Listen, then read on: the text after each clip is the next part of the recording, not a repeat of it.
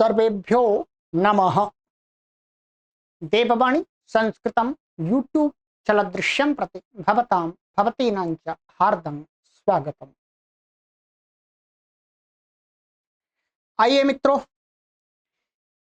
किरातार्जुनीयम को पढ़ रहे हैं। प्रथम सर्ग हमारा चल रहा है और अभी तक हमारी 16 कक्षाएं हो गई हैं। ये 17वीं कक्षा है। चलिएगा, अधिक जानकारी के लिए आप हमसे यहाँ संपर्क कर सकते हैं।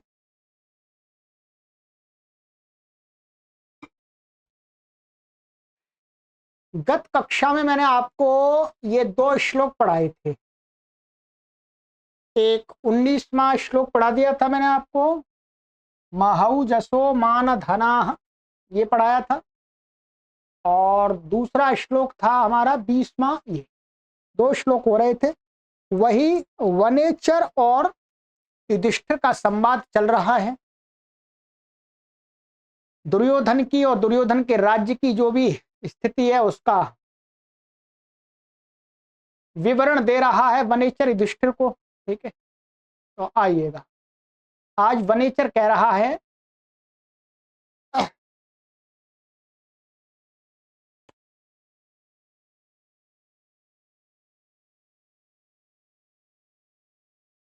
न तेन सज्जं क्वचिदुद्यतं धनुः कृतं न वा कोपविजिह्ममाननम् गुणानुरागेण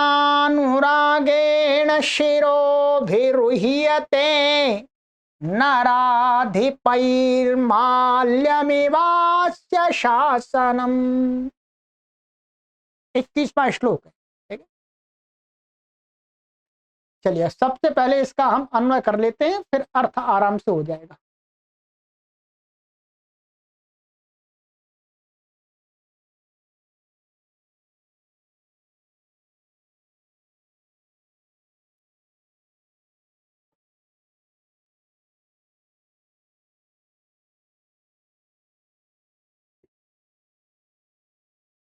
तो अन्वय इसका बनेगा, तेन क्वचित सज्जं धनुः न उद्यतं वा कोपविजिह्ममाननम्। ठीक है, श्लोक इसका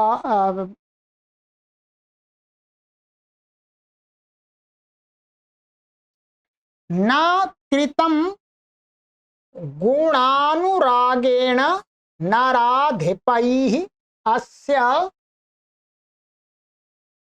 शासनं माल्यम इव शिरोभिः उह्यते। ये या है, ठीक है, उह्यते। ठीक है, अब ये एकदम बिल्कुल सरल हो जाएगा। कहता है, वनेचर कहता है कि तेन, तेन माने दुर्योधनेन, उस दुर्योधन के द्वारा,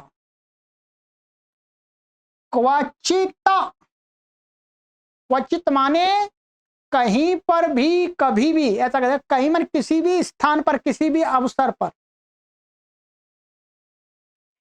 सज्जं धनुः न उद्यतम। सज्जम का अर्थ है, ये इसका धनु का विशेषण है। धनुष, धनुष शब्द क्या है? ये शकारांत है और नपुंसकलिंग है, इसलिए इसको ये सज्जम, अर्थात जो धनुष होता है वो उसकी प्रत्यंचा होती है, जो डोर होती है, डोर सहित, सज्जम माने प्रत्यंचा सहित धनुष को, न उद्यतम, न माने नहीं, उद्यतम माने उठाया गया है। क्या तुम सुनिएगा, कि उस दुर्योधन के द्वारा कभी भी प्रत्यंचा सहित धनुष को नहीं उठाया गया, अर्थात लड़ने के लिए अपने ही जो राज्य में लोग हैं अथवा अपने आसपास के जो अन्य राजा लोग हैं उनसे युद्ध लड़ाई आदि करने के लिए उसने कभी भी कहीं पर भी किसी भी स्थान पर माने धनुष लड़ने के लिए माने सज्जम माने डोरी को चढ़ाते डोरी सहित प्रत्यंचा सहित तभी बोलते हैं जब धनुष को ऐसे खींच करके तीर लगाते हैं उसमें, तो उस प्रकार से उसने धनुष को कभी नहीं उठाया। कहने का तात्पर्य है कि उसने लड़ने के लिए उसे कभी ऐसी कोई आवश्यकता ही नहीं पड़ी लड़ाई की लोगों से कि धनुष उठाना पड़े, उसने कभी नहीं उठाया, उठाया गया उसके द्वारा। और क्या कहते हैं, वा कोप विजिह्मा जिह्मम, ऐसा है ये, ठीक है। यहां पर ये मां और ये आननम है, ये वास्तव में अलग करना चाहिए था, वो टाइपिंग साथ में हो गया। कोप विजिह्मम आननम न कृतम, वा अथवा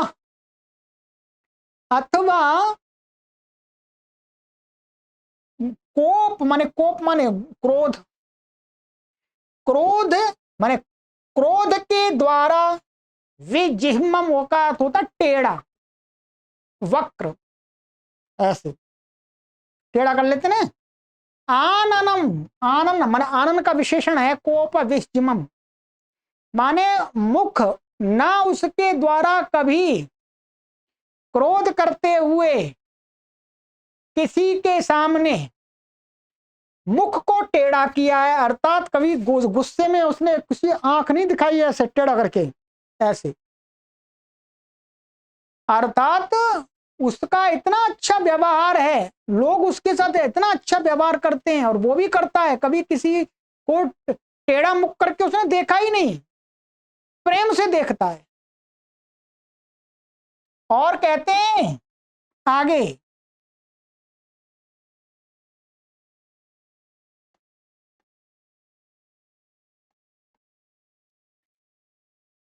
ये गुणानुरागेण, हाँ ये था इसका कि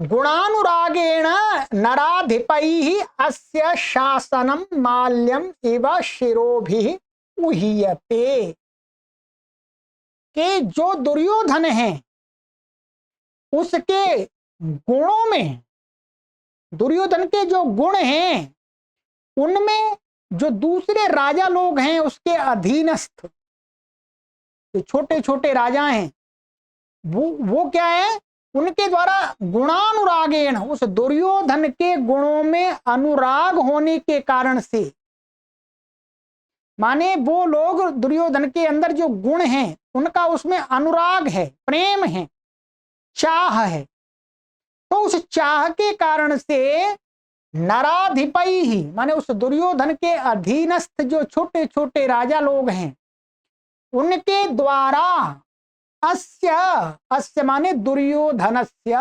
दुर्योधन का शासनम, शासनम माने दुर्योधन की आज्ञाएं, दुर्योधन के आदेश, माल्यम इवा, माल्यम माने माल्यम का अर्थ माला के समान, जिस प्रकार से माला को क्या करते हैं, धारण कर लेते हैं सहर्ष प्रसन्नता पूर्वक, कोई हमको माला डालता है तो आराम से स्वीकार कर लेते हैं, जी डाल दीजिएगा, कोई विरोध नहीं करते, नहीं माला नहीं डालनी भाई, क्योंकि वो सम्मान का प्रतीक है। तो उस माला के समान उस दुर्योधन के शासन माने आदेश को, एवं शिरो भी माने सिर से एकदम, माने पूरा सिर, माने ऐसा कहे शिरोधारी, माने एकदम आराम से, उह्यते माने स्वीकार करते हैं, शिरोधारी करते हैं, वो नानू नच नहीं करते कि भाई ये दुर्योधन ने कह रहा है भाई इस बात को तो नहीं मानेंगे, नहीं, उसके अंदर इतने अच्छे गुण हैं कि राजा लोग उसके गुणों में अनुरक्त हो गए, उस अनुरक्तता के कारण से वो दुर्योधन की आज्ञाओं को, आदेशों को बिना किसी हिचक के बेहिचक होकर के स्वीकार कर लेते हैं, मान लेते हैं। इससे क्या निकल के आता है कि जो राजा, दुर्योधन के अधीनस्थ जो राजा हैं, वो राजा उसके गुणों से बहुत प्रभावित हैं, अर्थात उसके व्यवहार से बहुत ही प्रसन्न हैं। उनके अंतर मन में तनिक भी दुर्योधन के प्रति कोई विरोधाभाव नहीं है। सबसे बड़ी तो ये बात है, उसकी दुर्योधन ने अपने अधीनस्थ राजाओं के अंदर ये बात कर दी। ठीक है, उसका कारण बताया कि उसे इस कारण से, क्योंकि वो सभी राजा ऐसे हैं, इसलिए उसे कभी इन अधीनस्थ राजाओं से लड़ने की आवश्यकता ही नहीं पड़ी। तो उसने कभी भी किसी भी स्थान पर उसने धनुष भी नहीं उठाया लड़ने के लिए, क्योंकि उसका व्यवहार ही इतना श्रेष्ठ है। और कभी भी किसी राजा, जो अधीनस्थ राजाओं की तरफ उसने टेढ़ा मुख करके नहीं देखा कि अच्छा तू मेरी बात नहीं मानता, क्योंकि वो सभी राजा लोग उसकी बात को सहर्ष स्वीकार करते हैं, माल्यम एवं माला के समान। तो ये दुर्योधन की वास्तविक स्थिति का परिचय करा रहा है वनेचर युधिष्ठिर को। ये स्थिति है, आप उससे लड़ेंगे तो इस बात के लिए तैयार रहिएगा कि उसका जो प्रभाव है वो ऐसा है। आइएगा, अब देखते हैं इसका थोड़ा व्याकरण आपको बता दें इसका। देखिएगा ये क्या है। अच्छा, मैं इसका भाव भी आपको एकदम लगातार बता देता हूं पढ़ के। दुर्योधन का अपने अधीनस्थ राजाओं के प्रति मित्रतापूर्ण व्यवहार है। दुर्योधन के शील तथा सौजन्य आदि गुणों से सभी राजा लोग इतना प्रेम करते हैं कि उसके मित्र बने हुए हैं। वे उसके आदेशों को उसी प्रकार शिरोधार्य करते हैं जिस प्रकार माला को धारण किया जाता है। इसलिए कभी ऐसा अवसर ही उपस्थित नहीं हुआ कि उसे किसी को दंड देने के लिए धनुष उठाना पड़ा हो, किसी से लड़ने के लिए, या आदेश का उल्लंघन करने पर किसी के प्रति किसी ने आदेश का उल्लंघन किया हो तो फिर उसको टेढ़ी आंख दिखानी पड़ी हो। ऐसा अवसर आया ही नहीं है, जो वो सभी लोग बात आदेश को मानते हैं। ठीक है, तो ये हो गया। तो मुख्य रूप से यहां पर यही बताया गया है कि अधीनस्थ राजा लोग भी इस प्रकार से उसके साथ व्यवहार करते हैं और वो भी उनके साथ उसी प्रकार का व्यवहार करता है। अब आइएगा, यहां पर देखिएगा ये क्या है, तेन क्वचित सज्जम धनु न उद्यतम। ये क्या हो गया, कत प्रत्यांत है। तो ये क्या हो गया, ये कर्म वाच्य हो गया। कर्म वाच्य हो गया। कर्म वाच्य में क्या नियम होता है, कर्ता में तृतीया हो गई है और ये कर्म है इसका सज्जम धनु। तो इसमें ये प्रथमा है, नपुंसकलिंग है तो प्रथमा है। और ये उद्धतम, ये जिसका इसके लिंग के अनुसार, इसकी विभक्ति के अनुसार इसका भी हो गया है। ये हो गया, ये इतना वाक्य हो गया। अथवा इसी का सब लग जाएगा, क्वचित माने कोप विजिह्म माननम न कृतम, ये भी कर्म वाच्य बन गया है। ठीक है, इस कर्ता का यहां पर भी अध्यार हो जाएगा। ठीक है, अभी विभक्ति बता देते हैं। और गुणानुरागेण नराधिपई अस्य शासनम माल्यमेव शिरोभि उहीयते, ये भी कर्मवाच्य है, परंतु ये तिङंत में बना दिया इन्होंने लट्लकार का। ये तो कत प्रत्यांत से बनाया कर्मवाच्य, यहां पर तिङंत से बना दिया है। तो दोनों जगह कर्मवाच्य का प्रयोग हुआ है। किसका, कर्मवाच्य। अब देखिएगा, तेन, ये तत्शब्द का पुल्लिंग में तृतीय व्यक्ति एक वचनांत है। क्वचित, ये क्या है? क्वचित मिल गया, अव्यय है। ठीक है, कहीं पर भी, किसी भी अवसर पर, किसी स्थान में, किसी उसमें। सज्जम, ये द्वितीय, ये प्रथमा व्यक्ति एक वचनांत है, ये इसका विशेषण है। अभी इसमें समास इसमें अभी बता देंगे। ठीक है, सज्जम धनु, धनुष शब्द है तो नपुंसकलिंग है। न अव्यपद उद्यतम, ये प्रथमा व्यक्ति जनता। वह अव्यपद है। ओप विहिजिमम, जिह्मम, जिह्मम, ये क्या है? प्रथमा व्यक्ति एक वचनांत। आननम, ये आननम का विशेषण है। आननम माने मुख, यही प्रथमा व्यक्ति एक वचनांत। न अव्यपद है, ये प्रथमा व्यक्ति एक वचनांत है। फिर गुणानुरागेण, ये तृतीय व्यक्ति एक वचनांत है। नराधिपैहि, ये तृतीय व्यक्ति बहुवचनांत है। ठीक है, ये इस वाक्य का कर्ता ये है तो कर्ता में तृतीया है, ध्यान रखेंगे। ये है, ये तो क्या है? हेतु में तृतीया है। ये वाली हेतु में तृतीया है, ये किसमें? ये कर्ता में तृतीया, कर्म वाच्य ना। अस्य, ये षष्ठी व्यक्ति है इदम शब्द का, एक वचन का। शासनम, ये क्या है? शासनम, ये प्रथमा व्यक्ति एक वचनांत है, कर्म है। माल्यम एव, ये उपमा दी गई है। ठीक है, क्या है? उपमा। तो उपमा वास्तव में ये उपमा अलंकार है।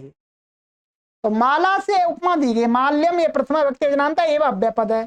शिरो भी, ठीक है, तो यहां पर हम शिरो भी का जो अर्थ करेंगे वो इस रूप में करेंगे कि मस्तकई ही, मस्तकई माने बस एकदम सिर नीचा करके, हैं?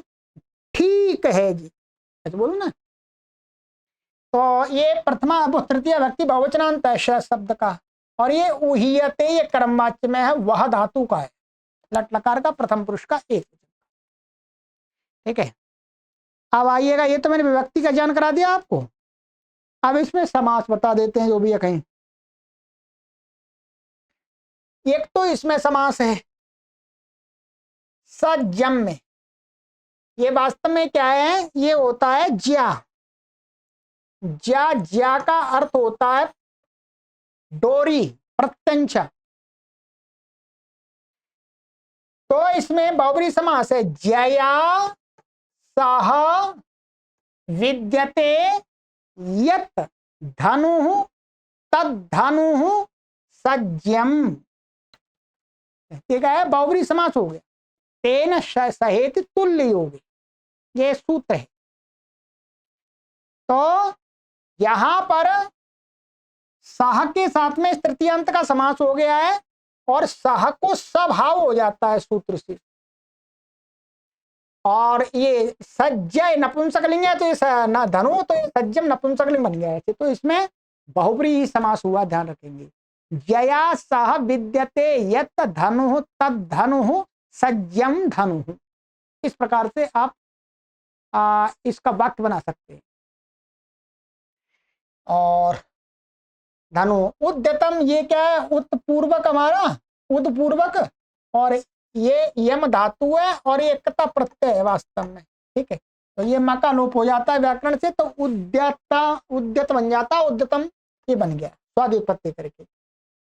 और इसमें कोप जिह्मम, तो यहां पर होगा कि कोपेन विजिह्मम, मैं कोप विजिह्मम, तो कोपेन विजिह्मम, कोप विजिह्मम तृतीय तत्पुरुष समास हो जाएगा।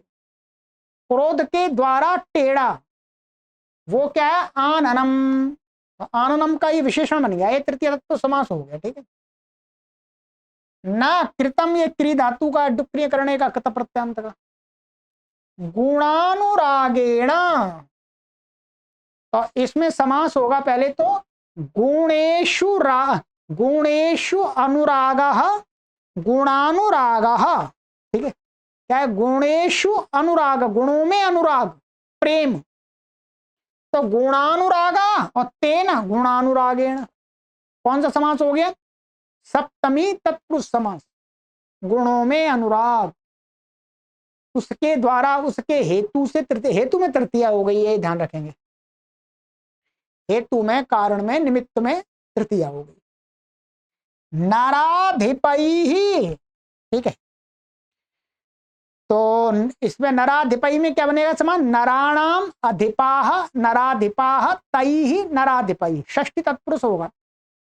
लोगों के राजा, नराणाम अधिपाः, ठीक है, नराधिपाः तैः, तो ये षष्ठी तत्पुरुष समास हो गया, ठीक है। और आगे है इसमें अस्य, ये इदम शब्द का है पुल्लिंग में, षष्ठी व्यक्ति एक वचनांत का। शासनम, ये प्रथमा व्यक्ति एक वचनांत है। शासन शासु धातु से लुट प्रत्यय होता है, ठीक है। तो शिष्यते इति शासनम, माने शिष्यते का अर्थ है आदेश का, आज्ञा होगा एक तरह से, ये आज्ञा अर्थ होता है।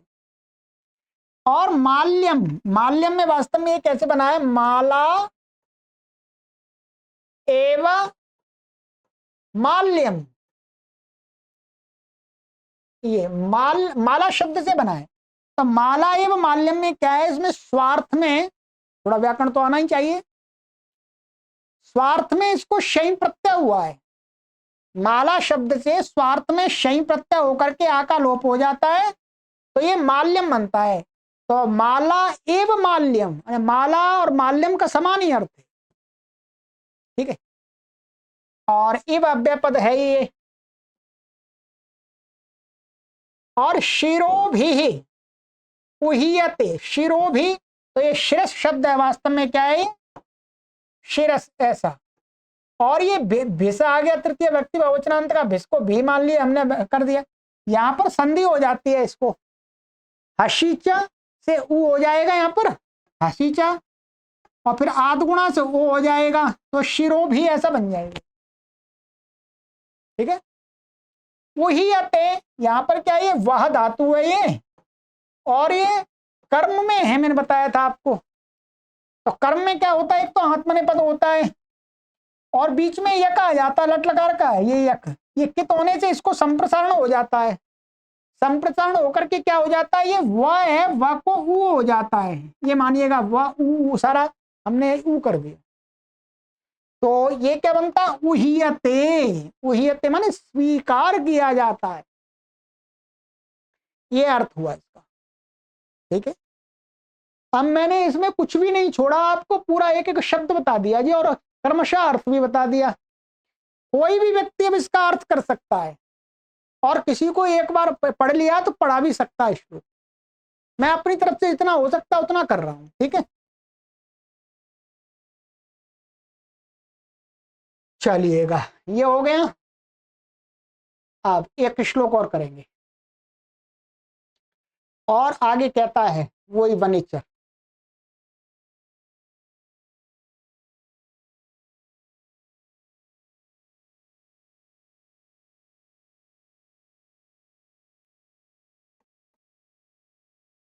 स यौवराज्ये नवयौवनोद्धं तं निधाय दुःशासनमेद्धशासनः मखेष्वखिन्नोऽनुमतः पुरोधसा धेनोति हव्येन हिरण्यरेतसम्। क्या कहता है? चलिए अन्वय करेंगे तो समझ आएगा पूरा।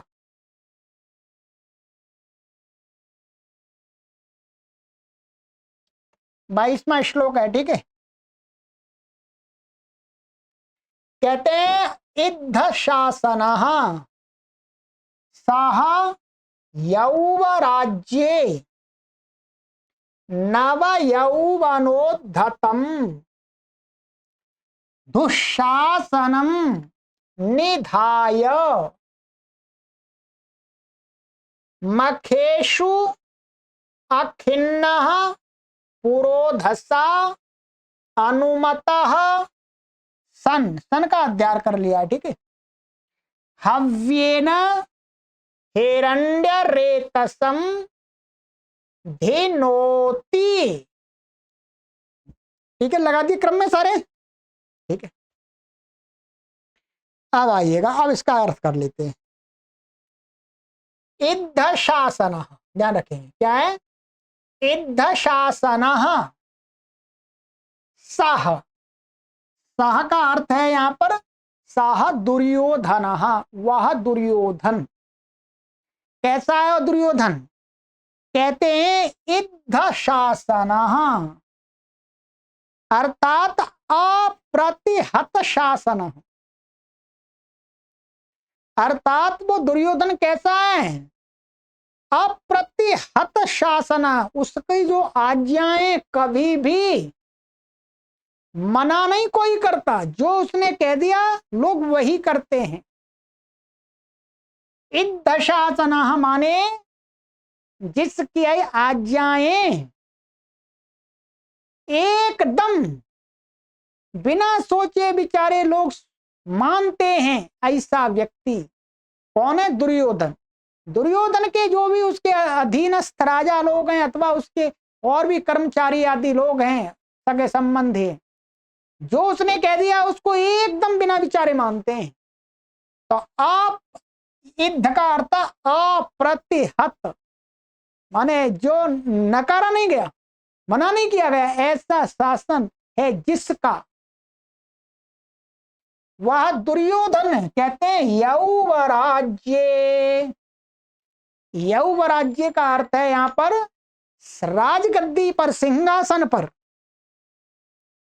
क्या है? सिंहासन पर अर्थात राजा के पद पर, राजा के पद पर, राजा के पद में नव यौवनोद्धतम दुशासनम निधाय, माने दुशासन जो उसका भाई है, उसका बहुत प्रिय भाई है दुशासन। और वो दुशासन कैसा है? कहते हैं कि नव यौवनोद्धतम, ये द्वितीय व्यक्ति ध्यान रखेंगे। दुशासन कैसा है? नव यौवन माने जवान है, एकदम जवानी के कारण से, उद्धतम माने उद्दंड है अर्थात जवानी उसके सिर पर चढ़कर बोल रही है, किसी की सुनता नहीं है वो। कौन? दुशासन।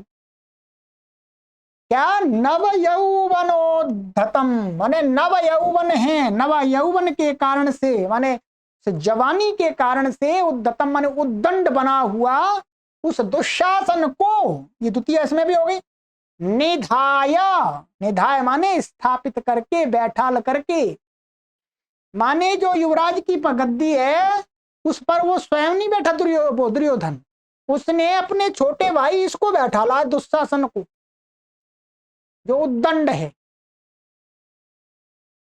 निधाय माने बैठाल करके, स्थापित करके।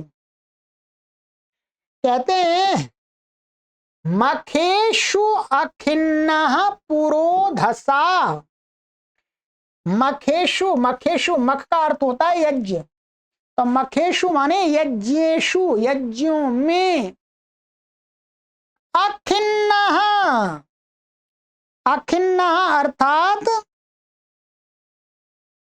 खिन्न नहीं है, दुखी नहीं है, अखिन्नः माने एकदम प्रसन्न चित्त हुआ, ठीक है, प्रसन्न एकदम। यह कई लोग क्या होते हैं, अरे यज्ञ में दुखी मन से बैठते हैं, पर वो नहीं, वो अखिन्न है, एकदम प्रसन्न चित्त हुआ यज्ञों में। पुरोधसा अनुमता, ये पुरोधसा तृतीय व्यक्ति में एक वचन है। पुरोधसा का अर्थ है पुरोहित के द्वारा, अनुमतः माने पुरोहित के द्वारा निर्दिष्ट। यज्ञ में पुरोहित ही तो बोलता है भाई ये करना, ये करना, ये करना है, तो अर्थात यज्ञ में वो पुरोहित के द्वारा, अनुमतः माने जो पुरोहित कहता जा रहा उसको ही वो मानने वाला, अनुमत माने मानने वाला, अखिन्ना प्रसन्न चित्त वाला, सन माने होता हुआ, होता हुआ, हव्येन, हव्येन माने आहुति के द्वारा, यज्ञ में आहुति डालते हैं, हव्येन हिरण्य रेतसम धिनोति, अर्थात हिरण्य रेतसम का अर्थ है जो यज्ञ की अग्नि है, अर्थात यज्ञ के अंदर जो अग्नि देवता है उसको धिनोती माने प्रसन्न कर रहा है, अर्थात लगातार यज्ञ कर रहा है, यज्ञ का भी अनुष्ठान कर रहा है पुरोहित के अनुसार। अब इसका पूरे का अर्थ क्या हुआ? किरात कहता है वनेचर कि वो अप्रतिहत शासन वाला जिसकी आज्ञाएं कोई मना नहीं करता, ऐसा वह दुर्योधन अपनी गद्दी पर स्वयं न बैठ करके उस जवानी से उद्दंड, जवानी के कारण से जो उद्दंड हुआ दुशासन है उसको प्रतिष्ठित करके भाई तू चला राज्य, मैं दूसरे धर्म के कार्य करता हूं, निधा कर स्थापित करके यज्ञों में प्रसन्न चित्त वाला पुरोहित के अनुसार हव्य के द्वारा अग्नि देवता को प्रसन्न करता है, कर रहा है। इसका मतलब क्या हुआ? वो वनेचर ये कह रहा है कि वो साथ साथ में धर्म के कार्य करने में भी लगा हुआ है। ऐसा नहीं है कि वो राज्य को ही प्राप्त करने में सब कुछ झोंक रहा है, नहीं, वो धर्म कार्यों में भी लगा हुआ है।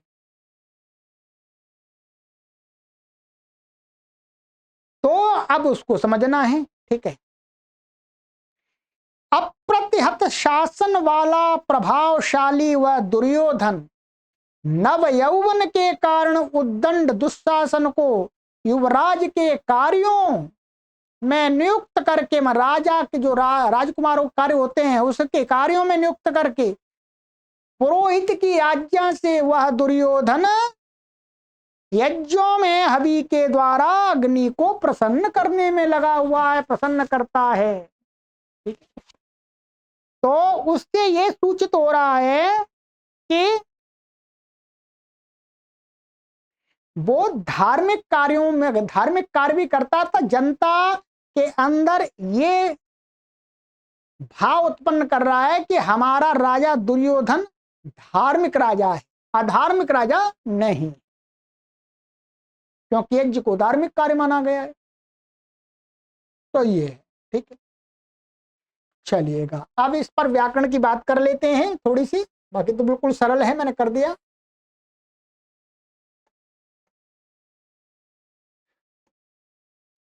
इद्ध शासन, ठीक है,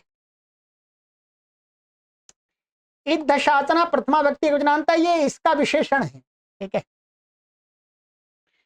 तो इद्ध शासनम में जो समास करेंगे वो किया गया है इद्धम शासनम यस्य सह इद्ध शासनः दुर्योधन, बहुव्रीहि समास हो गया, ठीक है।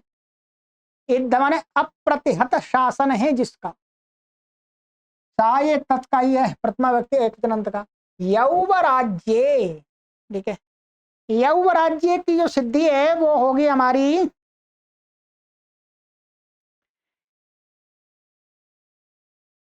ये यहां पर क्या है, युवराज शब्द है, ये क्या है, युवराज, ये शब्द है युवराजन, ऐसा है। यहां पर क्या है, भाव में युवराज्य भाव भाव यौवराज्यम, शयी प्रत्यय हुआ है। शयी प्रत्यय होने के कारण से, ईत होने के कारण से आदि एच को वृद्धि हो गई है, औ हो गया है, और टी का लोप हो जाता है, ठीक है, और ये शयी का यह बन जाता है, और ये सप्तमी व्यक्ति का एक वचन का है, तो ये शयी है। युवराज्यस्य भावः यौवराज्यम, अथवा कर्म में भी कर सकते हैं, युवराज्यः कर्म यौवराज्यम तस्मिन् यौवराज्ये, माने युवराज का जो कर्म होता है, जो कार्य होते हैं, कर्तव्य होते हैं, वो क्या कहलाते हैं, यौवराज्यम। तो उस कर्मों में, उस क्रियाओं में, उन कर्तव्यों में उसको लगाया है। तो ये सप्तमी व्यक्ति एक वचनांत है, बाकी प्रत्यय करके देखेंगे तो शयी प्रत्यंत शब्द है, ठीक है। कर्म मान सकते हैं, भाव में भी मान सकते हैं। नव यौवनोद्धतम, तो इसमें हम करेंगे पहले नव यौवन में करेंगे, नवम च यौवनम च नव यौवनम, या ऐसा नवम चादह यौवनम च नव यौवनम, कर्मधारय तत्पुरुष समास हो जाएगा। वही नया यौवन, यौवन कैसे नया, और नव यौवनेन उद्धतम, नव यौवनोद्धतम, ये तृतीय तत्पुरुष समास हो जाएगा। ठीक है। दुशासनम निधा, ये द्वितीय व्यक्ति एकवचनांत है, निधाय, तो नि पूर्वक दुधाई धारण पोषण जो धातु है उससे कत्वार लेप का प्रयोग है, अव्यय बन जाता है। ठीक है, चलिएगा ये हो गया। और तो कत्वा लेप का अर्थ क्या होता है, करके, तो यहां पर वो स्थापित करके, प्रतिष्ठित करके, ये अर्थ होगा। मखेशु, ये तो मख है, सप्तमी व्यक्ति बहुवचनांत है। और अखिन्न, तो न खिन्न अखिन्न, नहीं तत्पुरुष समास हो गया। पुरोधसा, तो पुरोधस शब्द है उसका तृतीया का एक वचन का है। अनुमतः,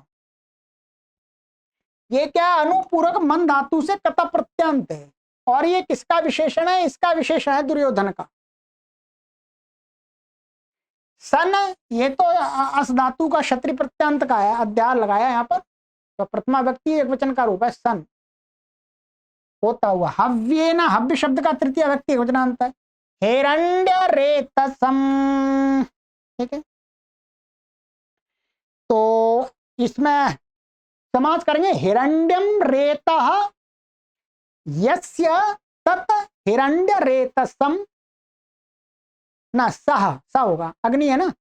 हिरण्यम रेतः यस्य, हिरण्यम माने चमकीली किरण है जिसका, चमकीला ओज है जिस अग्नि का, तो हिरण्यम रेतः यस्य सह हिरण्य रेत रेतसः, ऐसा हो जाएगा। और तम हिरण्य रेतसम, ऐसा बनेगा। यहाँ क्या है, समासांत इससे अच प्रत्यय भी होता है, ये सकारांत शब्द है वैसे तो हिरण्य रेतस, समासांत अच प्रत्यय होकर के हिरण्य रेतस ऐसा बन जाता है। तम हिरण्य रेतसम, ठीक है।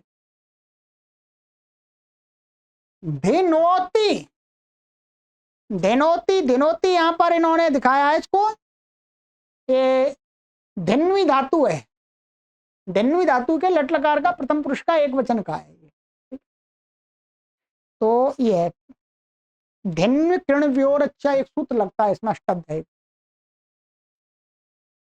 तो ये मैंने आपको बता दिया मोटा मोटा जो भी है, बाकी तो मुख्य रूप से इसका अर्थ था वो बता दिया। ठीक है, चलिए, तो 22 श्लोक हो गए हमारे,